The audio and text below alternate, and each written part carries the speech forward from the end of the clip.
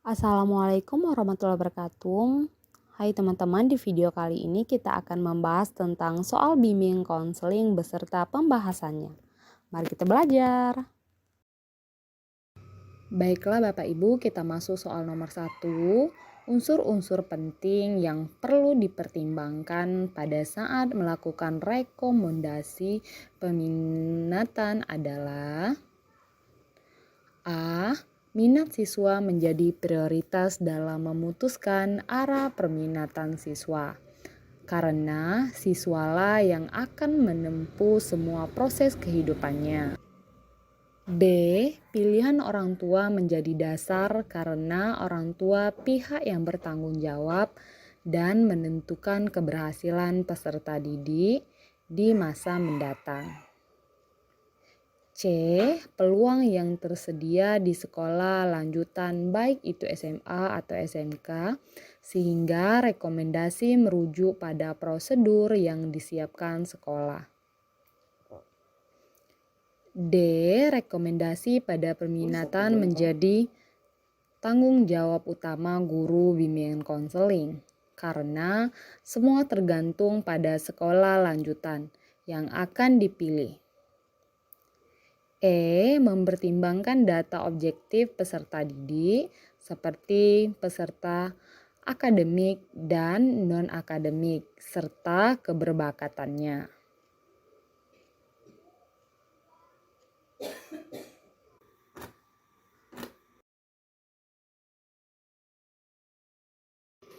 Jawaban yang benar untuk soal nomor 1, E. Mempertimbangkan data objektif peserta didik seperti peserta akademik dan non-akademik serta keberbakatannya.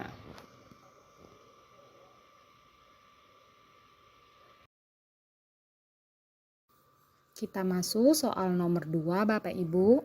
Andre mengalami kesulitan dalam mengambil keputusan. Keputusan serta kurang mampu bertanggung jawab atas pilihan yang telah dibuat. Untuk membantu Andre, pendekatan konseling yang paling tepat digunakan adalah A. Person Centered Therapy, B. Rational Emotive Behavioral Therapy, C. Solution Focused Brain Therapy, D. Reality Therapy, E. Gestalt Therapy. Jawaban yang benar untuk soal nomor 2 ini apa Bapak Ibu?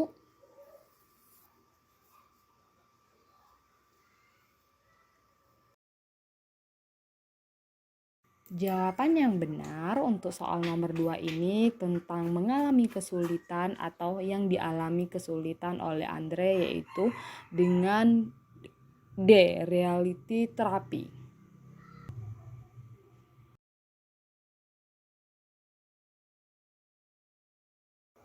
Baiklah Bapak Ibu, kita masuk soal nomor 3.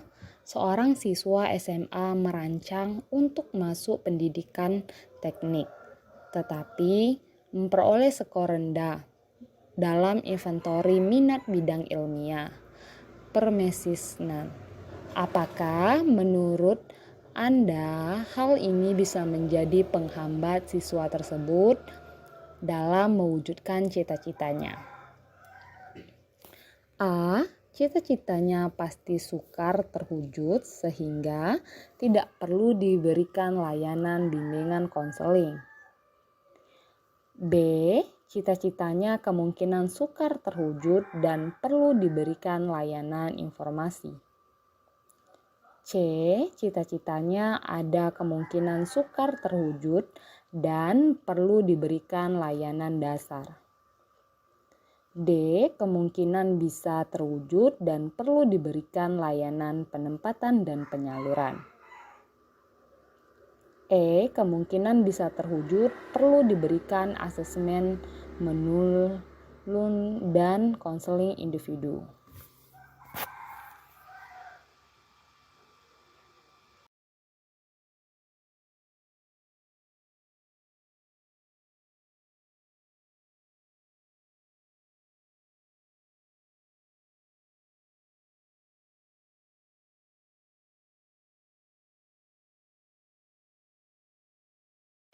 Baiklah, kita masuk soal nomor 4 Bapak Ibu.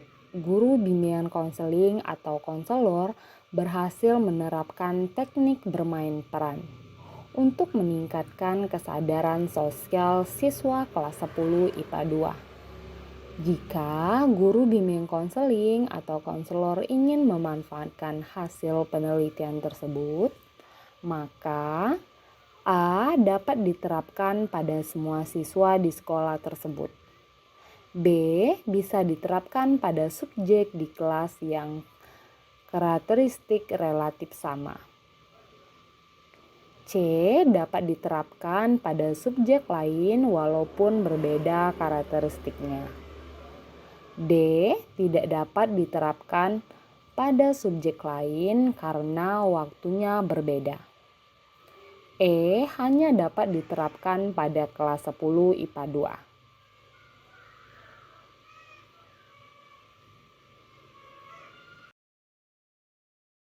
Jawaban yang benar yaitu B. Bisa diterapkan pada subjek di kelas yang karakteristitasnya relatif sama.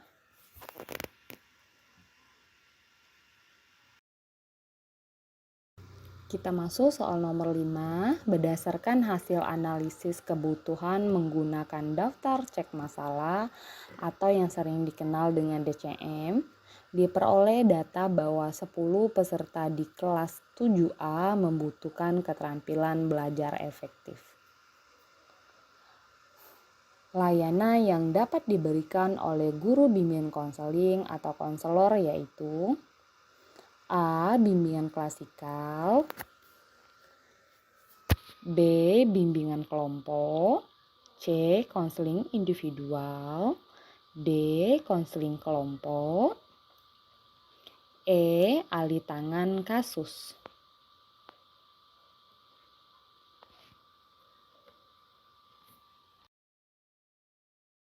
Jawaban yang benar untuk soal nomor 5 tentang mengenai penanganan siswa kelas 7A yaitu dengan bimbingan kelompok. B.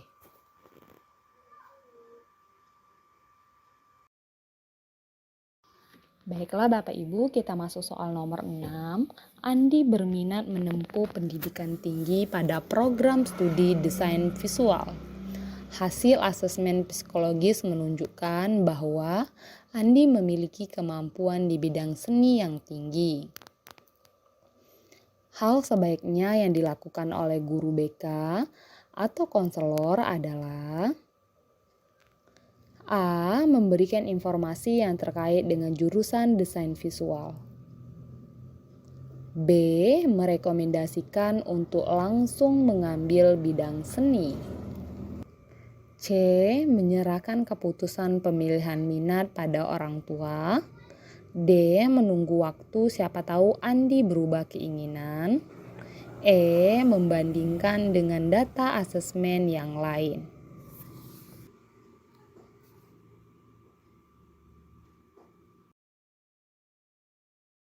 Jawaban yang benar untuk soal nomor 6 ini Bapak Ibu, E. Membandingkan dengan data asesmen yang lain.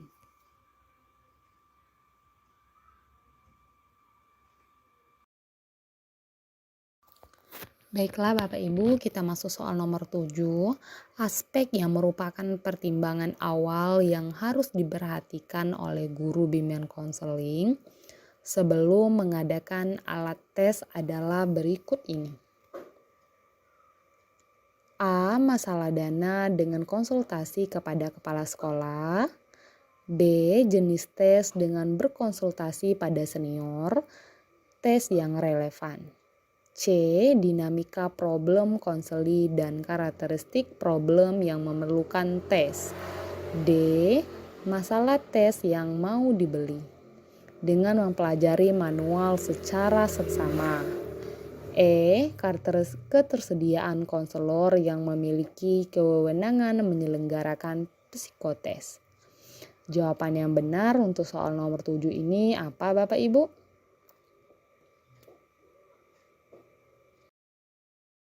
Jawaban yang benar yaitu C. Dinamika problem konseli dan karakteristik problem yang memerlukan tes.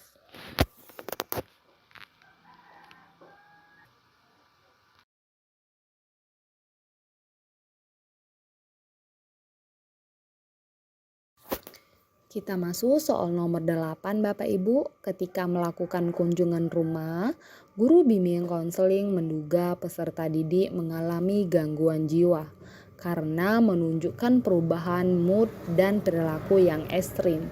Sebagai guru bimbingan konseling atau konselor yang profesional, ia berusaha mengatasi masalah peserta didik. Menurut Anda, tindakan konselor tersebut adalah A. Benar karena guru bimbingan konseling berusaha membantu masalah konseli dengan sungguh-sungguh. B. Salah karena masalah konseli berada di luar kompetensi dan kewenangan guru bimbingan konseling. C. Benar karena masih dalam kewenangannya sebagai seorang guru bimbingan dan konseling. D. Salah karena konselor profesional harus dapat membantu mengatasi semua masalah konseli. E. Benar karena guru bimbingan konseling atau konselor memiliki kompetensi yang memadai untuk mengatasi masalah konseli.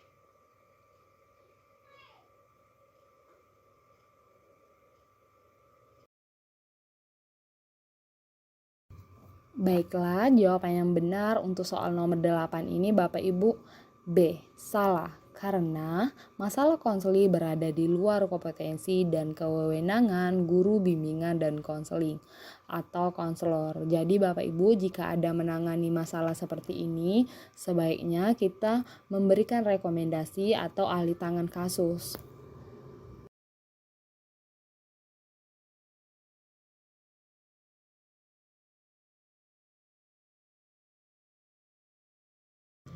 Baiklah Bapak Ibu, kita masuk saja ke soal nomor 9.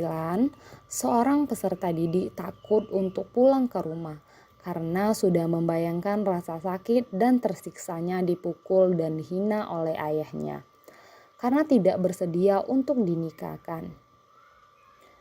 Atas kasus tersebut, guru bimbingan konseling berkata, "Sekarang kamu bersikap tenang dan pulanglah.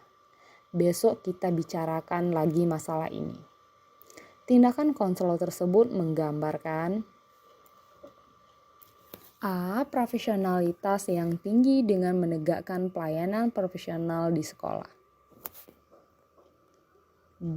Loyalitas profesi yang rendah karena tidak peduli pada masalah keluarga peserta didik. C. Asertivitas konselor tinggi karena tanggung jawab sebagai guru bimbingan konseling dibatasi oleh waktu. D. Integritas sebagai guru bimbingan konseling masih perlu dikembangkan karena kurang peduli pada problem konseling.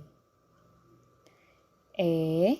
Komitmen rendah karena kurang merespon kegentingan yang dialami oleh konseli.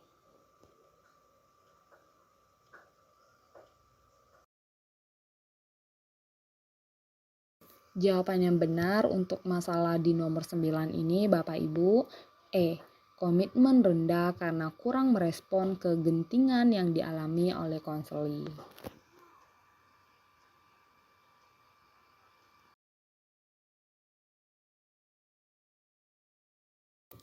Baiklah Bapak Ibu, kita masuk soal nomor 10. Perkembangan karir dan belajar individu saling berkait. Pernyataan yang menggambarkan keterkaitan tersebut yaitu A. Kemampuan belajar dan karir harus dikembangkan karena perkembangan belajar akan mewarnai perkembangan karir. Demikian pula sebaiknya. B. Belajar dan karir merupakan potensi yang secara alamiah akan berkembang dengan sendirinya. C. Orientasi karir peserta didik diyakini berkontribusi pada kesuksesan akademik peserta didik. E. Perkembangan karir dan kemampuan belajar merupakan predisposisi yang relatif menetapkan pada setiap situasi. E. Perkembangan karir individu berbanding terbalik dengan perkembangan belajarnya.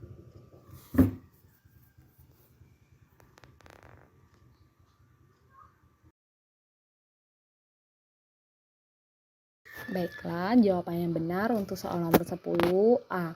Kemampuan belajar dan karir harus dikembangkan karena perkembangan belajar akan mewarnai perkembangan karir. Demikian pula sebaliknya.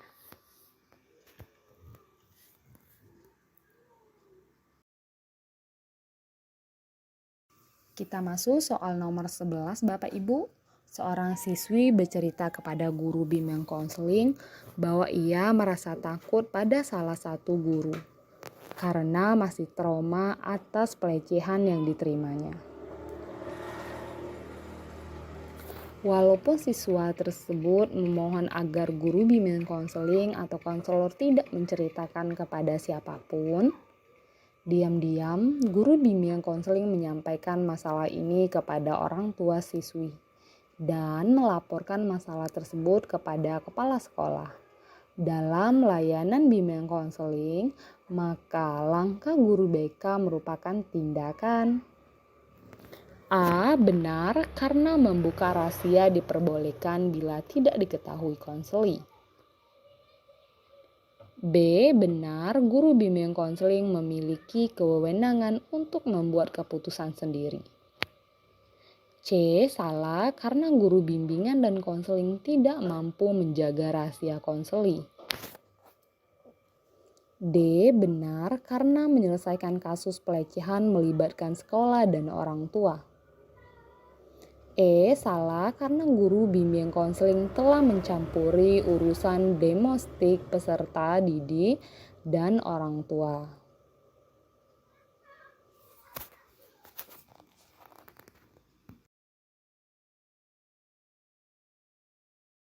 Jawaban yang benar yaitu D. Benar karena penyelesaian kasus pelecehan melibatkan sekolah dan orang tua.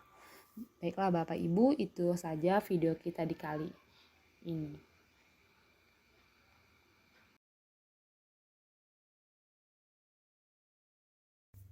Baiklah Bapak Ibu, kita sudah hampir di penghujung video. Terima kasih sudah menonton. Jangan lupa subscribe and follow Ozrama Fitri biar saya semakin semangat untuk membuat videonya. Bye-bye. Assalamualaikum.